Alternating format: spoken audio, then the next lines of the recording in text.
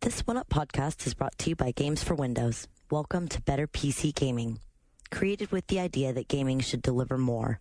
Games for Windows branded titles bring you all the fun of gaming without all the work. And with the hottest titles around and Windows Vista compatibility, Games for Windows promises to deliver great new gaming experiences every time you play. And we out. So we have anything left, or are we done? I'm kind of wasted. I think we're done. I'm not sure about this week's podcast. Yeah, we've been here too long. We talked about too much stuff already. Let's kill it. We know how to kill it. Have you guys read Harry Potter yet? Yeah, are you going to read it? Hell no. No? No, I'll read it. I'm not standing in line or nothing. You gonna read those baby books? Oh God, yes, I'm going to read those baby books. Do you know that she's richer than the Queen? I'm not saying that's proof that she's great, but did you know that she's the richest woman in the United Kingdom. That's she's richer than the Queen. Do you want me to get you some Dr. Seuss after you're done? Also funny. Also have you not read the Harry Potter books? No. The movies were okay. It's so You've much seen better. the movies and you haven't read the books. The books are the good parts. So you okay, so you know the Harry Potter story. You've experienced Harry Potter universe, but you've watched like the lame one, and you're dissing me. At least I read the books. He's like, come on, dude. He's like the literati, and he's like too busy reading Impulse, which is a comic about Flash's kid cousin, to read about. Ryan, you are the Harry hell? Potter. Yeah, You totally are. making fun of me. You got glasses and everything. Schmuck. Dang. What the hell? Both of you got glasses too. I got contacts. Do you? Yeah. Sean pretty much wins. So you've got your feud going on still with the Fallout community. Yeah, We could talk about Fallout this guys. now that we're at the end. I just didn't want it to take up the whole first segment. Yeah, yeah, sure. Well, yeah, as we said at the beginning of the podcast, the Fallout thing's kind of ongoing. It's pretty stupid, and I got to say that after the initial forays of hate, well, there's been further forays of hate, but in between all that, I had a few moments of clarity and actual intelligence with a few of the guys on the forum, and so I started getting in front of those. We're not all that way. Don't get everybody to hate us. Don't use your position of power to have people make fun of us. Of course, now I'm making fun of the guy for doing that. But it's true. It's true. And there were some reasonable people that I talked to. There's some people who wanted to actually talk about Fallout with me on the forum. And so that was the beginning of a sort of nice conversation going on with a couple of the guys. Throw in the quick Cliff's notes in case you missed last week's podcast. This is all about Jeff and the rest of us responding favorably. We're anticipating Fallout 3 and the hardcore community who swears by Fallout 1 and 2, saying there's no way in hell that this is going to be a good game. Right. And so then that's what the war was. Right. So. Actually, we podcasted about the community, before we had actually even really seen the attacks on us personally. So that made it more interesting. I mean, because I had posted a blog about it from E3, and it was like 150 words, and it was sort of posted on the fan site as like further proof that all game journalists are morons and assholes, licking Bethesda's balls because but it was Beth $. Yeah, which is hot. It's like spelling Microsoft, with like a triple K in the right. And except this makes a lot of sense. I don't really feel like being defensive about it here, but I did say later when I was talking with these guys, it's like, look, it's early, and if something looks good in an early stage and we say that doesn't mean we're validating everything that the company does and that it's guaranteed to get a 10 out of 10 review. The game could end up sucking or whatever, but of course our default when we're looking at very early code, if it does look okay or good or promising, is to say that because what's the other side, right? It's like unfair to be harshly critical of something that's not remotely done yet, right? No other art form does that. And as great as we acknowledge that those original games are, I mean, part of your argument was they think, I mean, there's the chance that they're enshrining their memory to such an extent that they're now, oblivious to any faults that might have been there. So when there's all the talk about, well, these assholes that are making the game now have no sense of humor, they can't do the jokes, they can't pull off the sophisticated, comedy that characterized the series, and it's like we're pointing out, well, there's some serious groaners in those games too that you Right. are ashamed There's to groaners. retell those jokes. Fallout 2 had a bunch of sort of like lame-ass pop culture references that Fallout 1 didn't have. That, these games were not perfect. Fallout 1, I don't know if it's in our Hall of Fame. Is it? It might be. I can't remember. But anyway, I actually reviewed it for Computer Gaming Roll when it first came out, and I gave it, an excellent rating. It was a great game. But they weren't perfect. Like you're saying, the jokes weren't always all funny.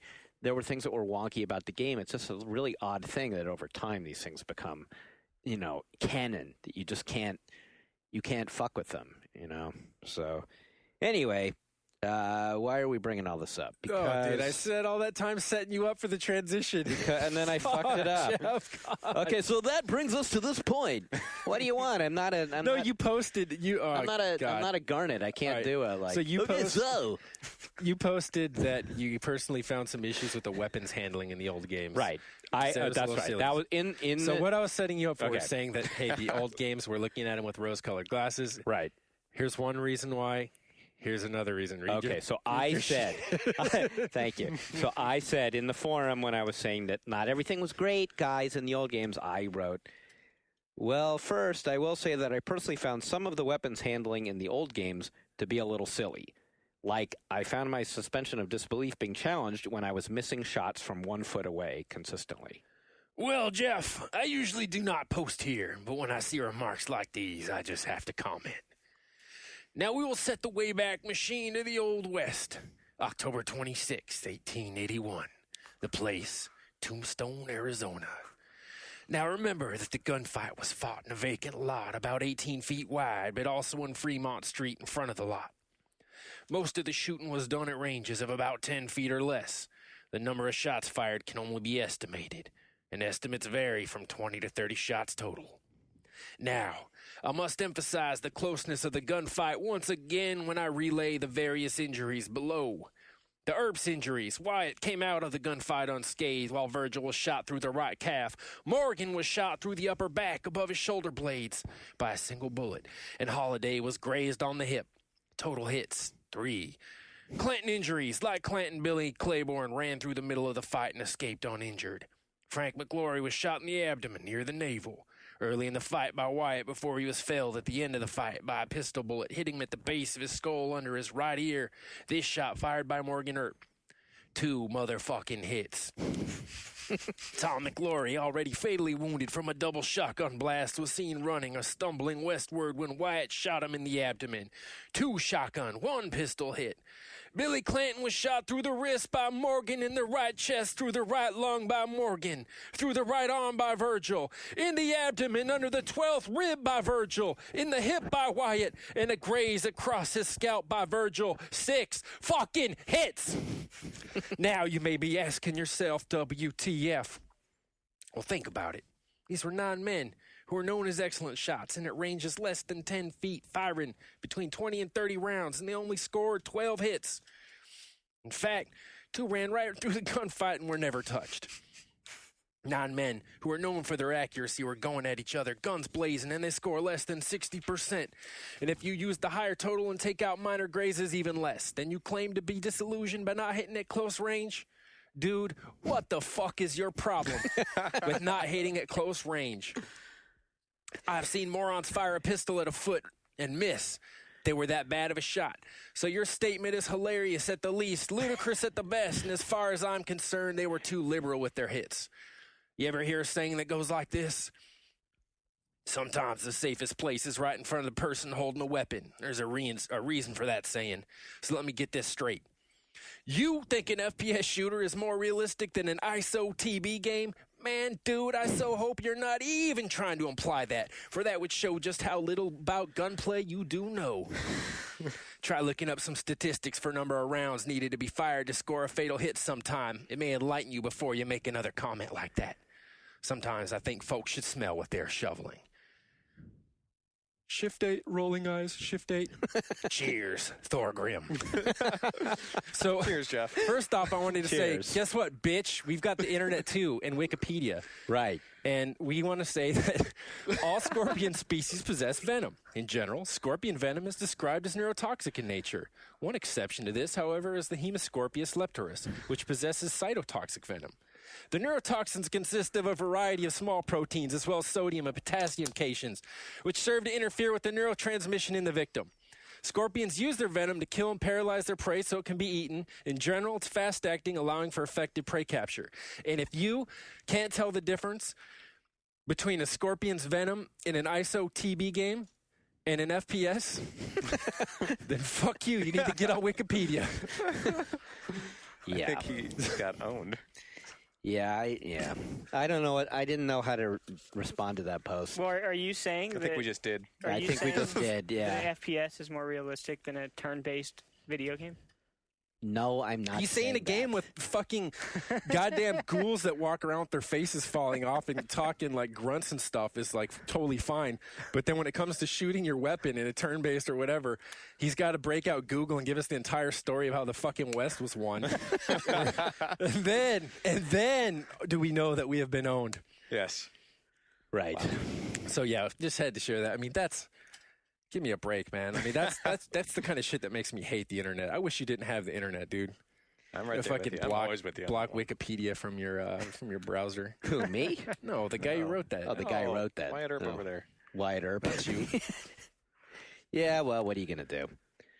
Some people got a lot of time. Cheers. Cheers, Thorgrim. Cheers.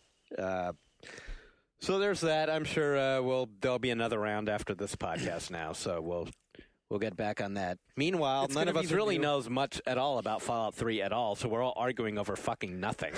No, we're They've arguing. shown like 5% of the game. We're at arguing best. for the 2%, principle 1%. that you should not assume that there's no way in hell that this game could be decent Right. when there's only 5% of the information available. Yeah.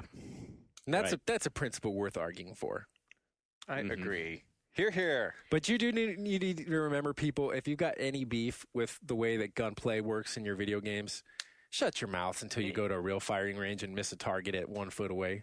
Right. And dude, God buddy, damn it. like seriously, I shoot guns too, and that's a cock and bull story right there, man. Unless I honestly can't figure out unless you're firing some like fucking musket and you're packing the shit, the gunpowder yourself, like dude, you can't miss it a foot away. Right. Also, part of the point Fucking liar. Paul, the point of what I said in that post, which I didn't, because I wasn't spending a whole lot of time thinking it from every, I thought the point was obvious, but in that game, it's not just that you're standing a foot away, it's that because it's turn-based, you're taking turns. So I shoot you, then I wait, then you shoot me, and then we see who misses. I mean, that's not. I'm sorry, that's not realistic. Yeah, right there, the that's whole not how it realism wall works. breaks His down. beef should have been, well, if you care about that, why don't you seem to care about it when you're doing the same thing with axes and fairy dust in World of Warcraft? And the original point I was making He was could have ripped you up that way, and I just gave him the ammo. The original point wasn't that I thought that Fallout was realistic it wasn't even about realism. Yeah. I was just saying there were some things about Fallout I didn't like. People that being one of love them. to bring in didn't the like real- And he was sort of responding The back, brain simply- well, you should like it because it was realistic. Just like the killing mutants was realistic, Yeah. I guess. That's the thing, when you play shooters and you go into any game like, Insurgency or Red Orchestra, and if you've got one complaint, it's like, it's real. Shut up, that's realism. Because, you're like, okay, it's Yeah. going to take me 40 minutes to get across the map to where I'm going to get shot in the head and spawn again. Shut up, that's real. It's like, well, I don't care. This is a fucking game. Yeah, it's the realism. It's These supposed to guys- be fun. argument. There's no one that thinks that that's fun to like, in Red Right. Orchestra, to run into no man's land, get hit by artillery, and if that spares you, then to get hit by a tank shell or something, it's like, okay, Yeah. sure. Yeah, It's all about you're what right. you're looking for. You got I a mean, we were point. talking about all this shit up before the break. Right. Also, by the way, these same guys were referring to Counter-Strike as Clownter-Strike. Get it? Because because people think that game's realistic when actually the realistic shooting game is Fallout. Yeah. They're arguing Fallout is realistic. They make fun of right there. paintball, too. They'll regularly go to the local paintball area and just, hang over the fence and talk shit on the players about how they should be playing Fallout. Bunch of pansies. Go get your Fallout on. They do live action role playing of the Fallout battle system. The sad thing is, imagine that like they're standing a foot apart from one another, and they have like a third guy running between them to simulate whatever his story about the dude running through the middle of the gunfight. see, if I had to make a top 10 favorite PC games of the last decade or so, or ever, Fallout would be on it. If someone were to say, "Hey Jeff, are you a huge Fallout fan?" I would say yes. Yes. But now I don't. Well, one of the arguments on that thread was like, yeah, but you play it once a year like almost everyone else does in this place. And I'm like, I can't think of a single game I trot out once a year and play through. Like, that's a religious observance at that point. Like, yeah, that's beyond fandom. Yeah. It's like, well, maybe like a Pac-Man or something, one of those kind of games. But there's no like long. Got the calendar. Mark off your days, Bobby. 7 more, and you're Pac-Man does Fallout have again. Pac-Man has July is Fallout month. I do like Pac-Man's realistic pellet eating, though. It's funny. I'll have to admit, this is a totally fascinating aspect of gaming for me. And we brought it up in last week's podcast when I mentioned that I was talking to some of the guys that make Wolfenstein and Quake Wars, and specifically for them, how the people who are talking the most shit about their game now are the people that are playing the hell out of the last game that they made or the last patch version or something. And then when, step it back a year before then, and then they were talking shit on whatever that game was and saying the version before. But you just have this, like, the equivalent of the gaming Ted Kaczynski, and it's like, and these guys are somewhere in a cabin with their Texas Instruments and Commodores and playing this game and saying that, that it's just, like, inconceivable that you would play anything new or that you would accept any kind of change. And Counter-Strike's got the same guys, too. It's all about 1.6. Sure. CS Source, what the fuck's that? That's not real. It's not Counter-Strike. Right. And any game, it's like, and I actually encourage people, I want to sort of track the communities where this is, that are parallel to what's happening with Fallout now, where it's like, it's just, you have, your sacred cow and you don't want anyone messing with it, or whatever subsets, I'm sure they're there for, it happened with EVE at various points and stuff, maybe XCOM and stuff, but just like, here's the game. This is how it was, and time stopped at the moment that probably even people who are like doing that for Star Wars Galaxies, which was widely acknowledged as the most broke-ass game in the universe. Online? They were. Rebooted it. Ultima Online, right. Yeah. EverQuest, people lamented that when they started adding things to make it easier, people were bitching, Battlefield? Asheron's Call was that way, too, between 1 and 2. I remember I worked at a grocery store, and there was just this chick I worked with. It's just like her and her husband were fiends for that game, and they were both like having like real world extramarital affairs with other people they had met in the game.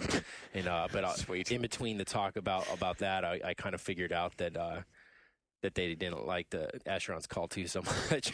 That happened with EverQuest to EverQuest 2. That's why they still people playing EverQuest 1 in droves. I do feel it's totally understandable to be a big fan of something and to not want it to be fucked with, to feel like even sort of violated if somebody has taken your sacred franchise. We could probably all come up with a TV show or movie or book series where if somebody else was taking it over, we would be like, "Gah, you don't understand. You don't understand J.K. Rowling.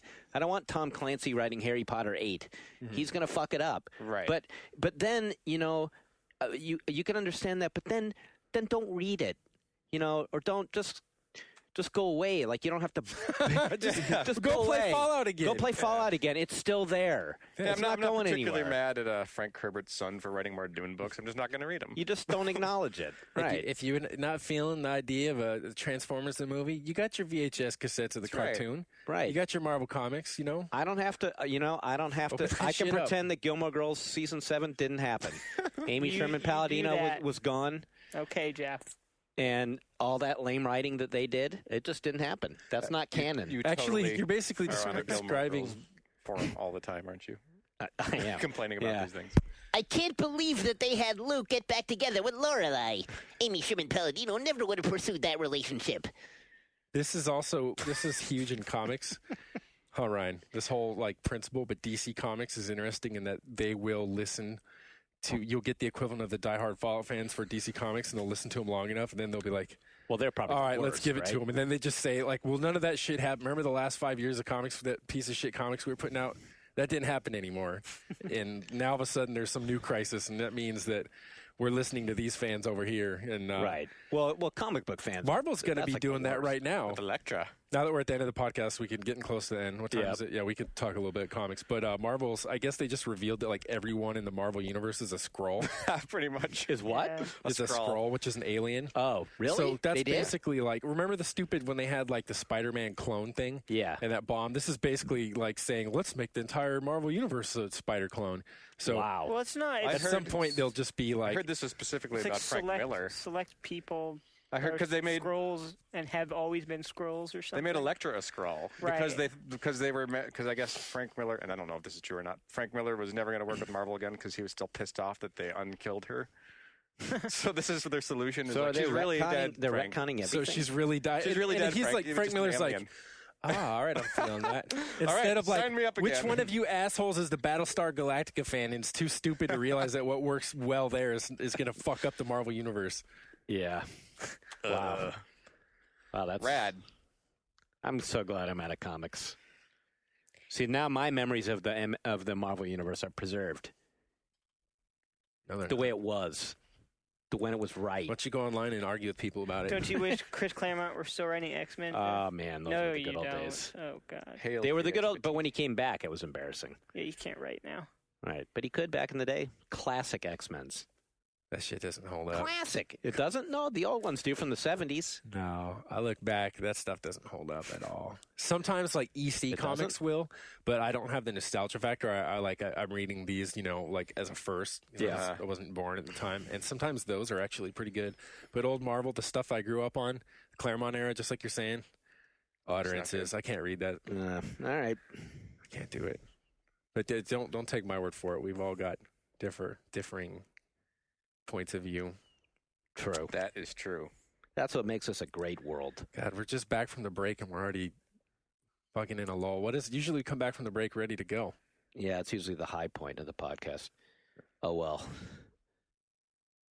We're back. We're back from the break. We got I don't know, a little bit ways to go. What should we talk about next? This One Up podcast is brought to you by Games for Windows. Welcome to Better PC Gaming. Created with the idea that gaming should deliver more. Games for Windows branded titles bring you all the fun of gaming without all the work. And with the hottest titles around and Windows Vista compatibility, Games for Windows promises to deliver great new gaming experiences every time you play. Okay, we're going to take a break and we'll be right back.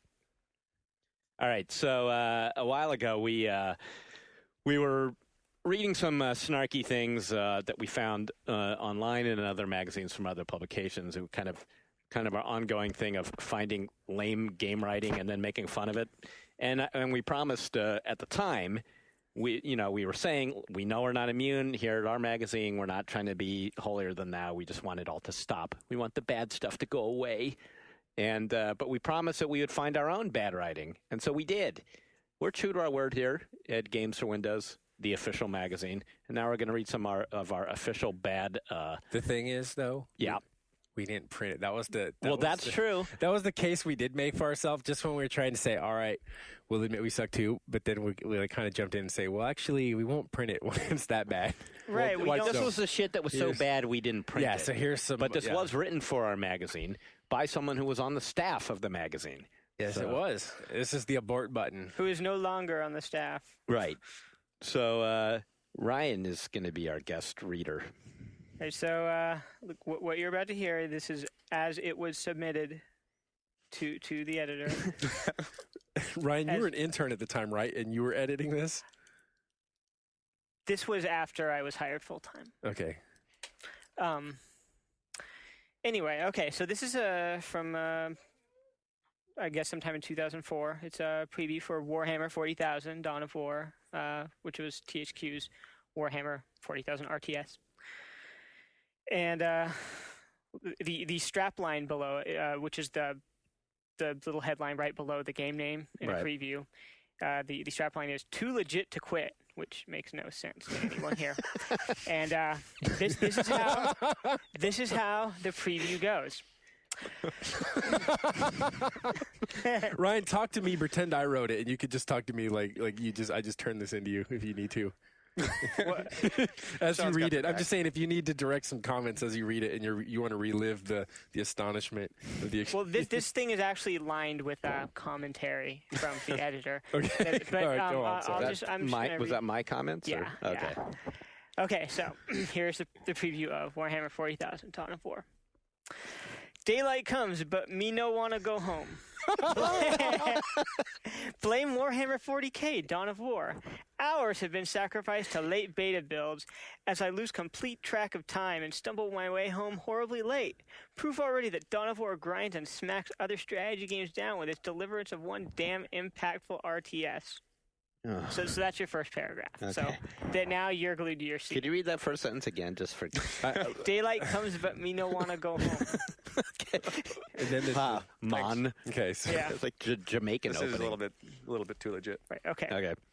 Unlike most strategy games where you feel disconnected from the action, Dawn of War's camera can zoom right in on the frenzy. From there, in brackets it says, Warcraft 3 let you do this a couple of years ago. not to mention the dangling modifier. Go on. Well, yeah. From there, you can see the animation detail like a giant orc puppy feasting on the legions of chaos. These nuances, even from a distance, pump up the staid repetition of other RTSs. That's utterances right there. We'll get What? back to that. Yeah, we'll get back. Pop up the staid repetition. In a war of hundreds, battles feel alive. Instead of the shrunken scale common to the genre, environments rise on a grand level. Plus, there's true personality. Orcs let out a ringing, poorly written song. Orcs, orcs, orcs, orcs. The single-player God. campaign casts you as the Space Marine troop, the Blood Eagles. Great care has been taken to balance the units, ensuring raging single and multiplayer battles. For example, the Eldar race quickly crumbles against Marines in melee, which is why Eldar have travel gates for speedy transport around the map. Checks and balances, folks. Oh, and the one in brackets here says, this is the hallmark of every strategy game going back to chess. This is not unique.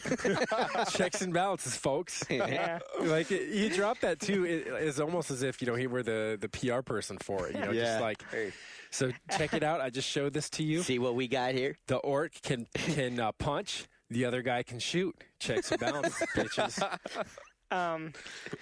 After you've beaten any of the 13 single-player missions, you can go back and play from the opposition side. In brackets, it says, again, who's the opposition? Relic, the developer, notorious for ridiculous difficulty in their single-player games, has tweaked this campaign to still challenge but be enjoyed by all. Be enjoyed by all. Okay. Yeah. The first mission plays out in appropriate hand-holding tutorial style. Your team must cut a swath through a flat map of orc ground troops. Further along, the fifth mission features an ascending mountain. And the comment in brackets here says, as opposed to what other kind of mountain? where enemy snipers take advantage of the high ground. At any time, you can pause the action and set up to 99 commands per unit for finite precision. With vicious aplomb, Dawn of War is honed for the kill come fall 2004. Vicious aplomb. Yeah. That's how I And approach honed every for the day of my kill. life. Yeah. The thing, when he mentions finite precision, the comment says, as opposed to infinite precision. Also, pausing action to set up commands is another standard feature of strat games these days. So the whole thing Let me is... see that oh, one part God. because there's my favorite Which line one? in there. Hold I really need My it. favorite was always ascending mountain. Yeah. It's funny that I know about this because I think it was the first week that I joined the staff that I was already made to sit down at a computer and read and laugh at this. And then at that point, I think that was my initiation. Yeah, I think we Inaugural. trot that out as how not to write for us. Ascending mountain isn't... What, a descending mountain, isn't that called a crater? Yeah, this No, it this, doesn't exist. I don't know. Right. Like, this is already like okay. So this isn't even hands on either. So he just saw. This is just a preview. But then not only the fact that there's the nature of I don't know, the nature of the commentary he makes, and then the specific words he uses crack me up here. But just like Proof already that Dawn of War grinds and smacks other strategy games down with the deliverance of one damn impactful RTS. Yeah. But just that it grinds and smacks them down. Right. And then not only that, but with the deliverance of one. Right. That was my overall thing. Was like Impact. Oh yeah, this is not a word. Next comment. This whole sentence is awkward. You think? Wait, what did I say? Wasn't a word. Impactful. Yeah. He just tried to say things that like sounded good, or he thought sounded good. Utterances. Yeah. Anyway. Nothing stuff. personal So, against we had that to former do it. writer. We love you. Not as a writer for our magazine. Oh shit. So yeah. And when he starts talking about the single player campaign, Cashew as the Space Marine troop, the Blood Eagles, the comment is there is zero context here for what the Blood Eagles are, as opposed to what other race. What is this game about? Who is fighting and why? If I know nothing about Warhammer like mini readers, well, how would I know what this means? Yeah. All I know is I'm going to be totally singing that orcs song Yeah. all day Orcs. now. Oh yeah, that's the Orcs, thing orcs. is it's like it alternates caps in. So what is it? It's like orcs. Okay, orcs all caps. Orcs no caps. Orcs with the R capped. Orcs with the K and S capped. So I mean, how do you even orcs. That's personality though. You know, it was a Computer Gaming World inside joke before we switched that. At one point, Robert Coffey, who was, you know, if you listen to us and think we're smartasses, Robert Coffey was like Lord God King of smartasses, and he had to do a review of. Wait, was it this very game? It was. It was. The review of this game. Several of the screenshot captions used. Right, Robert Quotes Coffey. from Robert this. Coffey took Yeah. quotes from this review and used them as the screenshot captions. So But if you Which can that find was probably stupid. Yeah, Orcs, you guys you told me know, that. I couldn't believe it because I'm like, okay, well, so No one's that gonna get all mad the except readers you guys. basically no, think it was a that total inside joke. you guys write piece of shit captions, right? Yes, we did that for our own amusement.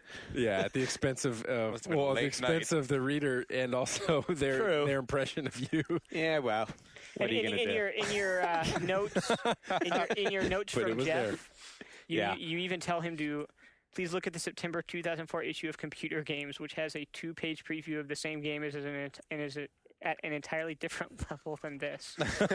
I did. Like here, look at this other Ouch. magazine. Look at the competition. Yeah, Fucking hell. this is how. Well, not everyone was born to be a game journalist. It's hard. But a isn't lot it? of them, It a is. lot of them are anyway. Funny that. Yeah. Not that we're perfect.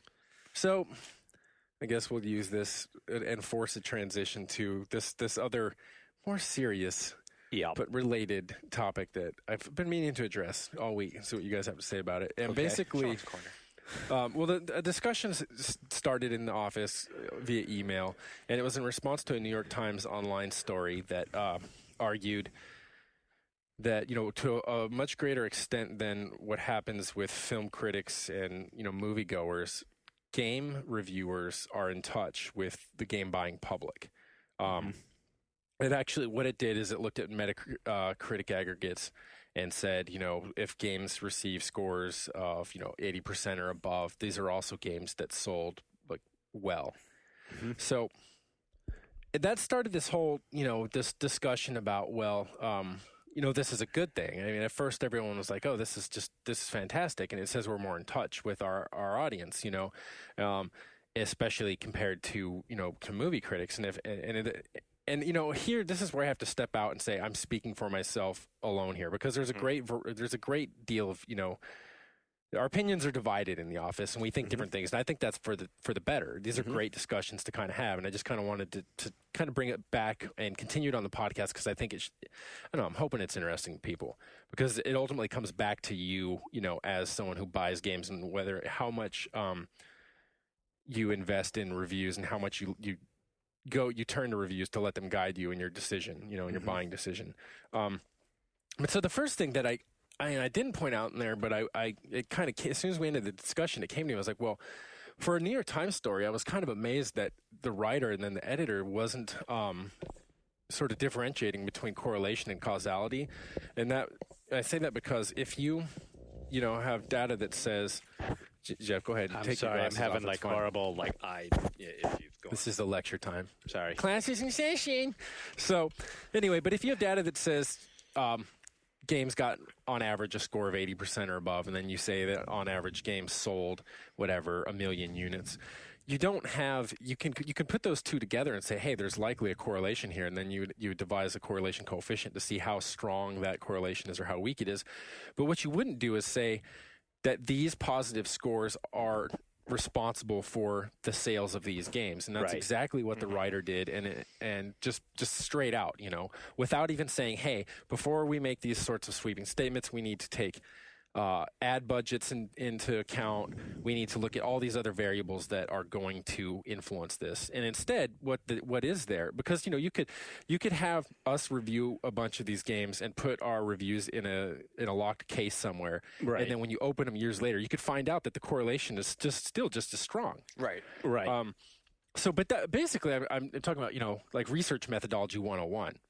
But anyway, that wasn't my point. That was slippery science, so to speak. But my issue immediately was like, well, should we really be so happy that we're all saying the exact same things? And I thought about that, and because I brought this up before, where I personally celebrate the diversity of viewpoints that you find in film criticism, which is a much more mature avenue of criticism. It's been around longer. Same thing with literary criticism. And the reason being is because, and another thing I brought up on our thread, and then this became a point of contention, is I said that I think that by and large what happens in a game review is what I would call, consumer reporting. Totally. And I differentiated that from criticism, but then that became the talking point. Well, what does criticism mean? But so consumer reporting, I think if we're looking at the game in the way we would at a vacuum cleaner, and we're saying, okay, ultimately here's what it's supposed to do. It's supposed to, perform this function, and does it do it or not? And then we can all more or less agree. If you take enough people, you'll get a pretty good average. It's not going to be not an average, but I think that you'll find for the most part people are in agreement about the extent to which it functions. When a game's horribly broken, we all agree or something like that. Right. But then the thing is that another thing, it's kind of unfair because, like the other people that were in on the discussion aren't here right now, and they're, so you guys, if you're in that camp, you can provide their point of view. But as far as I understand it, it was like, well, the problem with so-called criticism is that it's ultimately, and this is the big question with the way we write reviews, are you going to be a snob? Are you going to be pretentious? Are you going to be an arrogant asshole, or are you going to just speak to the people and say the same things that the people would say? And that was alarming to me because, for one, it was kind of like when you begin a discussion by saying, are you with the troops or are you not with the troops? Because, okay, go on. Well, I was about to say, for me, anytime I write any review, like Roger Ebert had a quote where he said, I think it was, the role of the critic is to inform the public opinion, not reflect it. Right, not to be a ventriloquist. Right. So that's kind of how I've always approached reviews myself. Mm-hmm. Mm-hmm. So, but the problem with that distinction is that, you can inform is if you say you're going to be pretentious and you're going to epitomize all that's wrong with when reviewing when criticism gets out of hand, and God knows it does, it can go horribly wrong. When you see, a 60-page essay that's talking about that, the box of Cheerios on the table represents someone's, Freudian, dysfunctional Freudian relationship with someone else in the family. That, of course, is total bullshit.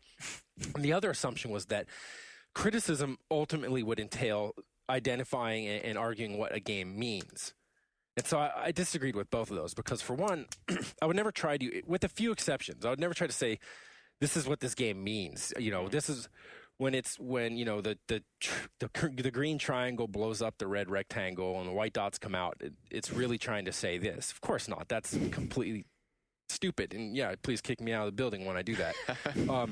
But instead, what I would associate more with criticism is that rather than saying, hey, this is fun to shoot these and to turn these into white things, but to look at the whole thing and say, what is it specifically that's making this fun, or what's uniquely fun about this in the greater context of other games that are like it, But that doesn't have to be mutually exclusive with providing that, the other part.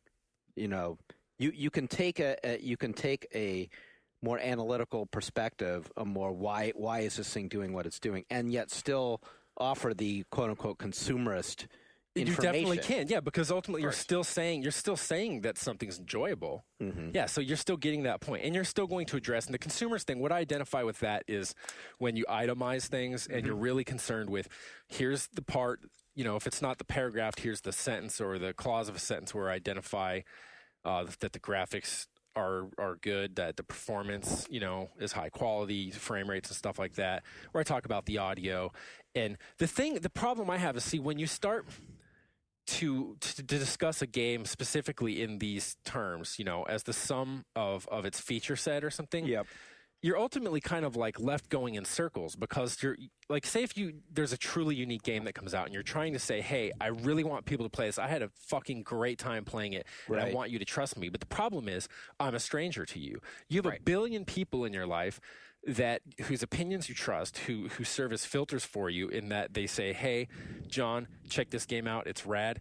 And they don't need to tell you why. They might not be the most articulate or anything, but you just trust them because, 8 times out of 10, they've recommended something, and, sure enough, you enjoyed it to the extent that they seem to indicate you would.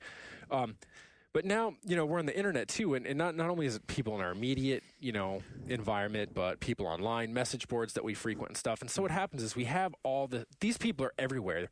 There's not like there's some kind of vacuum on feedback on games or anything now. Right. That's just over. It's just everywhere.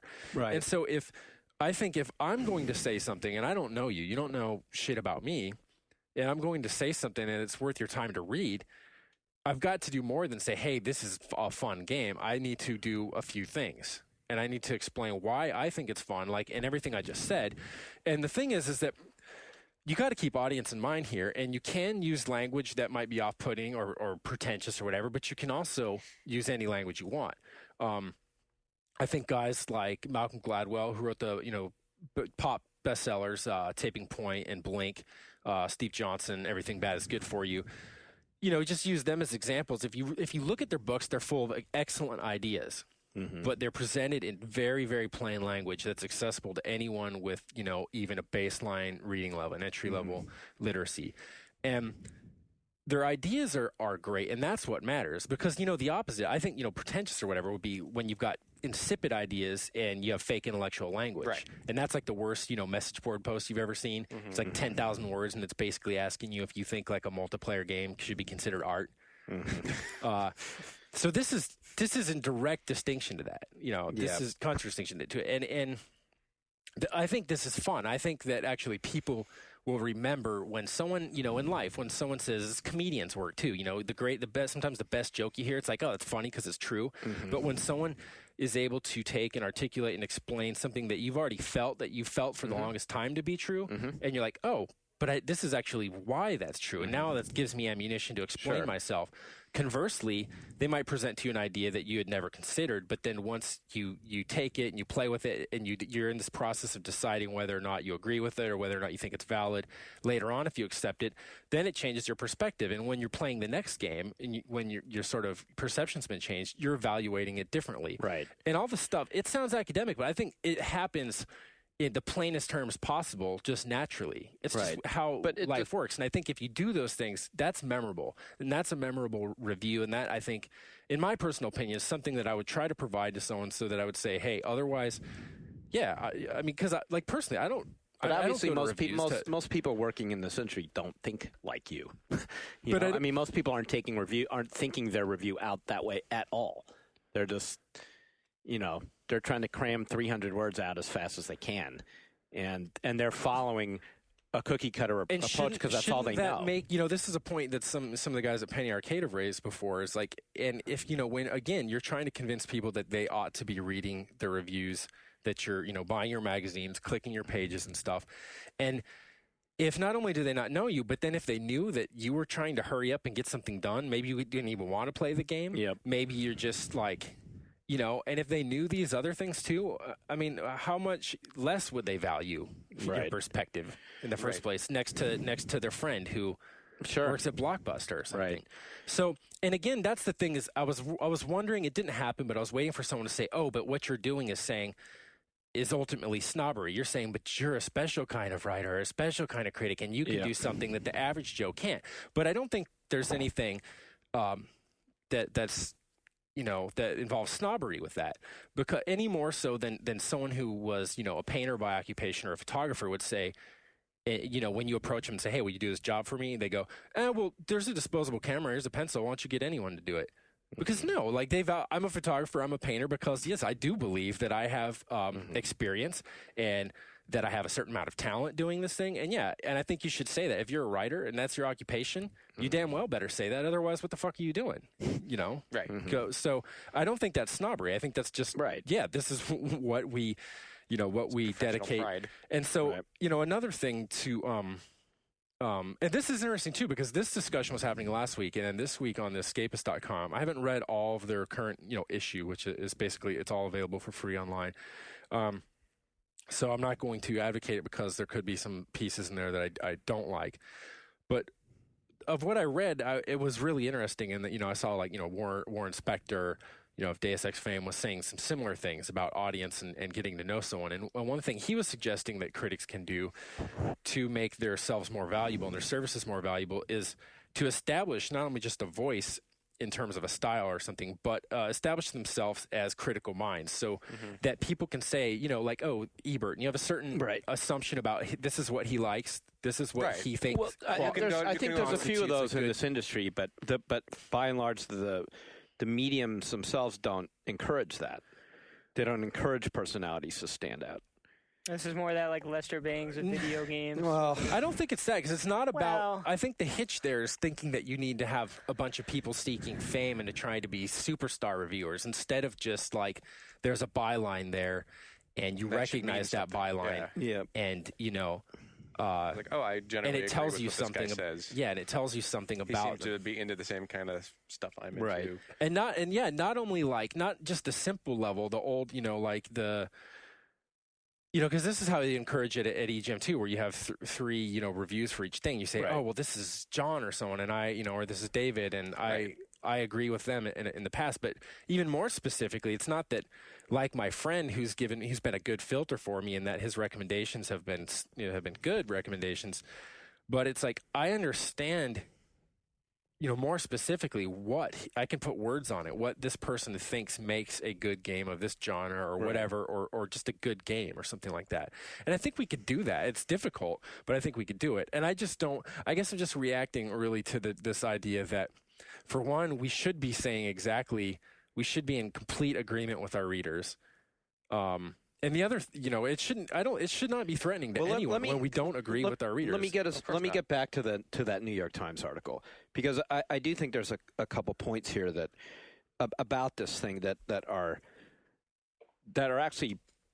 Well, let me just run this by you. His point was that one of his points was that we're, as he said at the beginning, that we're more in line with that the game rankings, that the game reviews are in line with the games that people are buying, so that there's a correlation there, right? But the other side of that is that in things like movies, it's not. So you can go look at the top 10 box office, and you'll see you'll see some bullshit horrible movies Kangaroo up there. Jack or whatever is right, the best and number one in terms of, and you go to Rotten Tomatoes, and it's got like 16%, and so it's like, okay, people are going to go to these dumbass movies no matter what. The critics, you could take it as one way. The critics are out of touch. They're too intellectual for these movies. They don't understand what America wants to go see. Blah blah blah, and that's probably true to some extent. I mean, so one way. I think they understand what the average Joe goes to see, but it's not or the average Joe doesn't just give a fuck. They worked all week and they want to go to the movies. It's only $10. Or they're going. They've got kids. Get their Mac on. Yeah, whatever it is, that they're just going, 16 years old. All they know is Robin Williams is in it, and that's good enough for them. So let's go see this buttfuck movie, and because Robin Williams is in it, it doesn't matter that Rotten Tomatoes gave it a 2. We're going because Robin Williams made us laugh in Mork and Mindy 25 years ago. Right. So the difference, I think, is that one of the reasons why it's so much closer is because I think the gamers are actually smarter and more informed. Well, there's the value thing that which he introduced, and I agree with, is that when you're paying $60 for a game versus the $10 for a movie. Yeah. Although that gets complicated if you're the guy and you're doing the old school thing and you're paying for your date and the popcorn and the nachos and the drinks, you're up to the game price. I think it's one of the things about this community. We're still like basically the same kinds of people talking to each other. So that's why it's close. You don't have families in Iowa that's definitely the case. who don't read anything, just wandering into Walmart and buying Counter-Strike. Right. You know, Right. the people buying it already know about it. Yeah, and most of the people in the industry, we're like you said, we're just, for better or worse, it's just people that play games, and I think that's good. But I personally believe, but in accordance with the outline I just gave, I think we should be people that just play games, but we should also be people who are maybe who put a lot more time and effort into thinking through and talking about and evaluating and analyzing games. Well, yes. But the other thing is. And it's because I fear it's like, well, yeah, if you just take anyone off the street and you say, hey, you're a game reviewer, you're going to have consensus like that. It's there. But is that the same as saying, like, finally, we could celebrate mediocrity? I mean, I just don't want it to be that. Right. Well, it's possible that like something like the Wii, if it keeps on the trajectory it's on, is going to be the game machine that starts doing the same thing that happens with movies and Rotten Tomatoes. I can see that. Where like everybody is buying Wii Fit and all the critics are going, oh my God, don't buy that piece of shit. Buy Mario Galaxy. Well, how long have we been doing it with Sims? Yeah, exactly. Well, yeah. Okay. True. Happens. Right? That stuff's there. Number one, month after month after month. Yeah. Except The Sims is actually kind of good. Yeah, I mean, we think the so. 19th But it's like we just... yeah. The Sims worth, Yeah, we Or just the deer hunter game, that whole deer hunting phenomenon. that was big. That was back in the, when was Right. that? Like the late 90s. something like that. Where, Target was selling deer hunting games, and they were like at the top of the list, and all the critics were going, what the hell? Yeah, I mean, instances like that are more anomalous in our industry than movies, but they do happen. But they're there, I mean, like I've reviewed, when I was at eGym, so many like dirt biking games and stuff. Yeah. There's nothing wrong with it. I mean, that's totally fun. It's fun in real life, and it makes for a fun game. But the way that the game is very clearly marketed for someone who lives and breathes that, or is like doing the majority of their shopping at Walmart. That sounds pretty snobby, but it's for comedy. Someone does the majority of their shopping at Walmart, which means they wear nothing but purple, which means I'm just joking. But yeah, it's a game when it starts off like yeehaw. You're supposed to put it that way. Let's phrase it that way. Over that yeehaw. Yeah, turn that shit up. Well, there's that one particular where you win girlfriends. That was the perk. And as you progress in your career and become like a superstar motocross guy, you know the whole like aspirational lifestyle shit where like it was all about MTV Cribs and stuff. Like we gotta have money. We gotta have we gotta have all this. We gotta have these like multi-million-dollar houses where there's not a single book in it. See, I told you I'm not a snob. And taking that to a video game and saying, eventually you start with the most jacked, buck-toothed, like pimple-faced. Chick ever, and so that's totally bad. It's totally it's totally offensive. But then the next one gets a little better, and it starts working the way up the like "Would you hit it?" line, until like at the end everyone's like, "Yeah, I hit it." And then someone has to remind me of the name of that game that I reviewed but forgot the name of. I was pretty excited when I got to that. When you got to hit it. Yeah, they leave you voicemail messages on your They do? fake answer machine. Really? Yeah. Oh, Sean, you No, it's not personalized like that, but it'll just be like, and it was nasty actually, because this is a classic GFW detour, but I love it. When you would actually start losing races, you would go back. So like you think you start at rock bottom, but you don't. Like if you fail the first few races, you end up with that chick's mom. Oh, and then she starts sending you messages. So that's kind of funny. That's pretty rad. That's kind of, but it was like, that's not too offensive. Jerry to Springer-ish. female gamers. No, not really. Okay, so the point of that, put us back on track, is that, there are some equivalents to Kangaroo Jack in gaming, and I think that's there, I mean, who was it? This is, again, at this point now I'm going to take from The Escapist, and some developer, could have been Warren Spector, said that basically all gamers want is Zelda. They want every game to be The Legend of Zelda. Mm-hmm. Yeah. Which would just indicate, a certain quality to it, He meant in terms of quality, not in terms of actual gameplay. Not the actual gameplay, but no, the quality and just, that much put into Well, he's right. The variety of gameplay, the way the soundtrack works and all that other stuff, But also, there's just take it in the broadest sense. It's just whatever usually indefinable quality it is about Zelda that makes it special. It is special. Gaming goodness. The one that I just said. That's I'd the have to indefinable define. quality. No, it's not. I know, and then for all of the things that sell really well that critics hate, there's the flip side. You got your Okamis, which Right. if there really Which was is a one-to-one basically a correlation, Zelda. well, yeah, exactly. If it was a one-to-one correlation, that would have been like the best-selling game last year, and obviously it wasn't. Yeah, good So- point. And that exists Psychonauts, too. and and so many Psychonauts. games like yeah, that. we could do this a lot of those games. Yeah. And I think too, there's just I mean, like, maybe it's just the nature of the medium too. If a game is going to be fun and entertaining, like, it's just, maybe that's like a finer spectrum than for a movie, where you can have like the most ostensibly miserable experience you've ever had, like And still enjoy like it, Requiem for a quote Dream unquote. or Yeah. something, and then Right. someone is still going to say, "Oh, that was wonderful," Right. Schindler's List. Yeah, and then on the Not opposite exactly end fun. of the spectrum, you'd have like Airplane or something. Yeah. We certainly don't have that with games. I mean, there's certain things that it's almost like all games have to do. Maybe that would be worth looking into. I mean, just like thinking about what is it that each game Might be. gets right. That I mean, that's an idea. Would we want to sit through? That's a great question. Would we want to sit through a 40-hour Requiem for a Dream?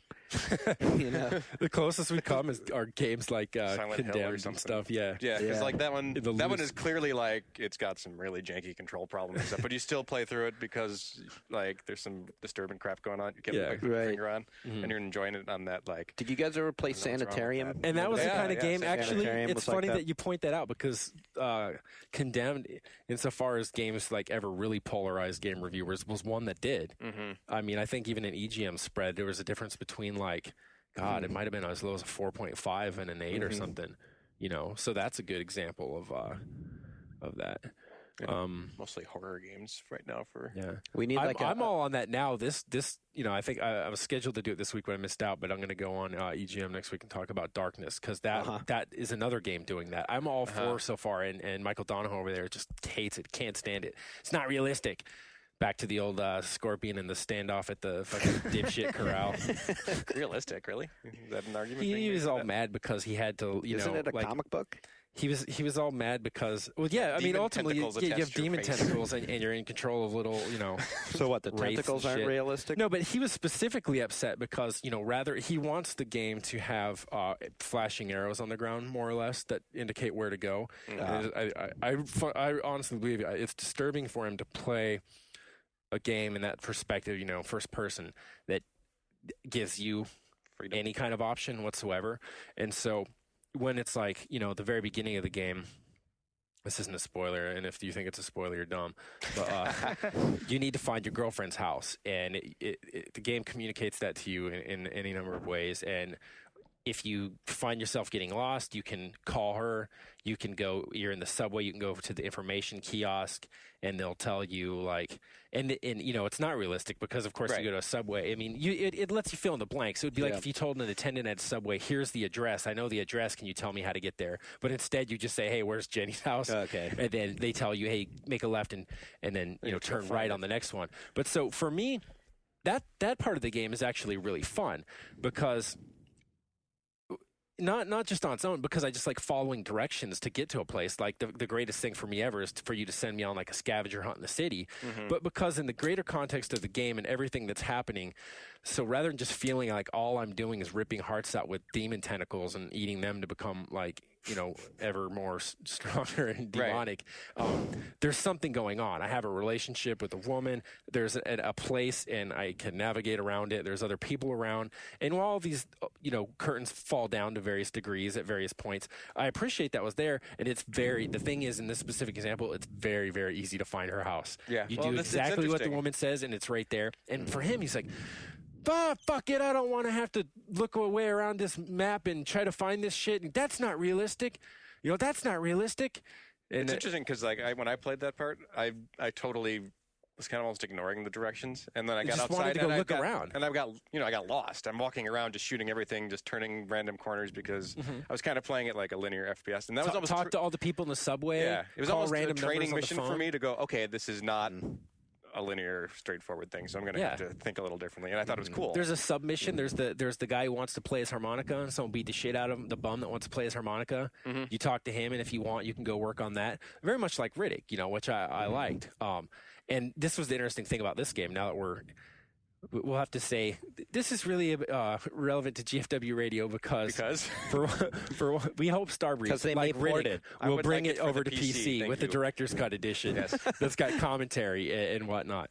But so both games, they're alike in so many ways, but the one way that's interesting that makes them similar is that you take a dumb license, Riddick, Vin Diesel movie, and you make it a good game, and then you take a stupid comic book from a former, the original Image team, and he made Top Cow afterward, and with just shit art and just the dumbest sounding concept ever. And then they take it so seriously that they're like, we're gonna make something good out of this. Right. So I don't know if they just have bad taste and their ability is superior to their taste, and they're able to turn these things into. or if they almost like the Maybe challenge. it's a challenge. Yeah. Right. Yeah, or they like the challenge. We're like, we're gonna turn pieces of shit into gold. Yeah. You're going to like And- fucking Riddick. So what they should do next is the According to Jim game. Yeah.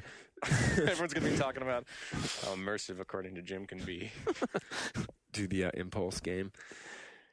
What the hell? That's the Flash comic. Yeah, But the Darkness is just like a game of moments for me because even simple things like sitting on the couch and watching To Kill that's a the Mockingbird. coolest thing in that I'm game. just like, yeah. oh my god, can I really just sit here and watch To Kill a Mockingbird in its entirety? Or the fact I that think I you can. wanted to sit down. Everyone Yeah. I talked to fill you in quickly, the first time you go to your girlfriend's house, she's very happy to see you. She wants you to hang out. You have the choice to tell her about what's really happening in the world. I won't spoil that. Or you have the choice to just sort of keep her blissfully ignorant.